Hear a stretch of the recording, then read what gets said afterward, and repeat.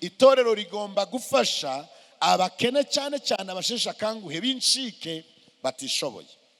Kimwe mu bintu nshimira Imana binezeza kuri iri torero ryacu, ngira ngo mumfashe itorero ryacu rya Harvest Mahoko, mumfashe duha Imana amashyi menshi kucyo ngiye kubavuga.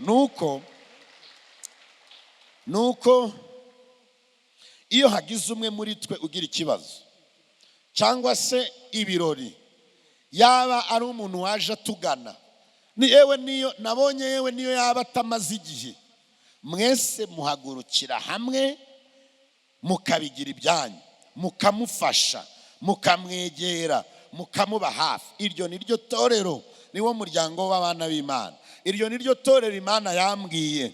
Ntabwo mutegereza kubisabwa n'umushumba, ahubwo mwihutira kwiyorganiza ubwanyu mukaba umuryango koko. Ndagira ngo mbabwire ngo mukomerezaho. Ndagira ngo mbabwire ngo uko niko itorero rigomba kuba rimeze. Isengesho ryanjye nuko icyo kintu kitazigera kivaho, kuko nicyo kitugira abo turi bo. Urukundo dukunda Imana rukagaragarira mu buryo dukundana ubwacu. Iryo ni ryo yerekwa Imana yampaye. Iryo ni ryo torero Imana yampaye. Irinshyira ku mutima. Ndagira ngo mumfashe tuyishime kuko ari ryo muri ryo.